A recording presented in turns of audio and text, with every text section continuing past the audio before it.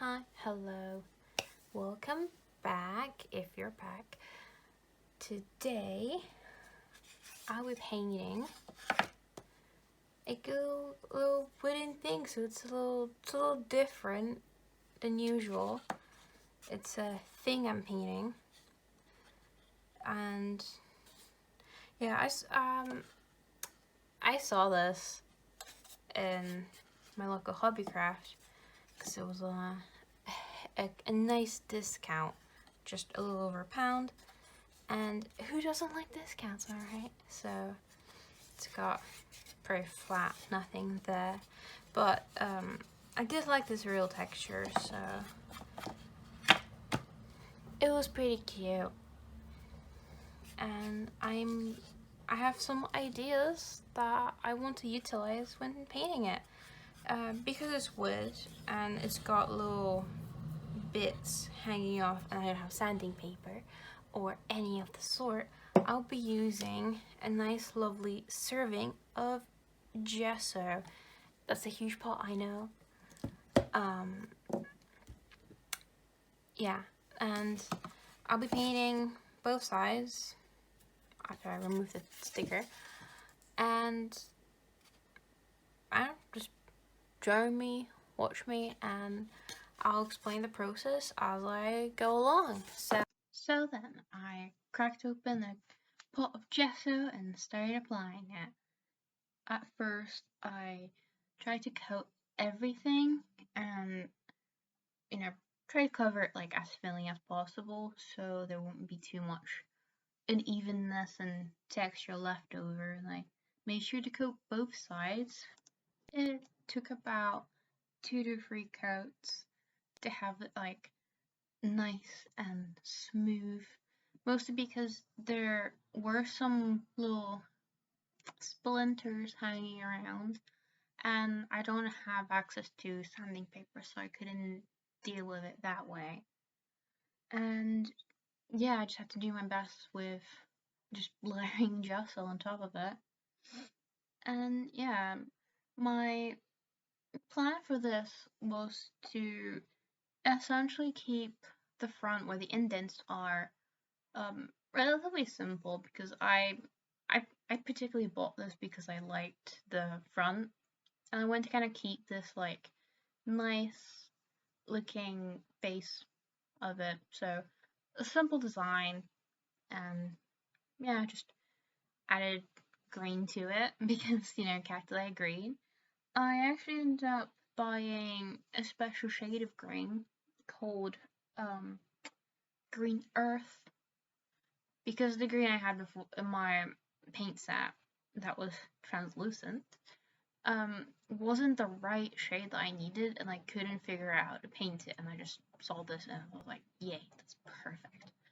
So I coated everything about, I think it was about 2 coats. I wasn't all that fussed because I was gonna use leftover paint to, lighten up and then start the blending process, I suppose. Just painting on nicer shape on the cacti to make it more smooth looking and give it a little gradient around the edges to kind of like, show where the light is, I guess. I didn't really care about that because, it's just a little thing that's gonna stand on its own, but I wanted to make it look kind of nice and cute, and but that's what it's gonna take.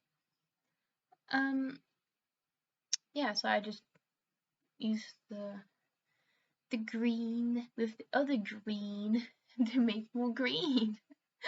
And yeah, and just a little thing, I didn't really record myself painting the top flowers, but I chose the color purple because I thought it would add kind of like mystery to it, because I thought orange would look a little a little too bright, and then yeah, I thought purple would be nicer because I wanted to add pink highlights to the top of it.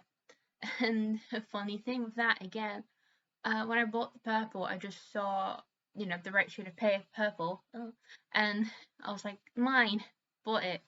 I started using it again, and I was like, why is it so thin? It's so like see-through, like do I not have enough of it on my brush or something? And then I look at the tube and it says transparent, and I'm like, oh my god.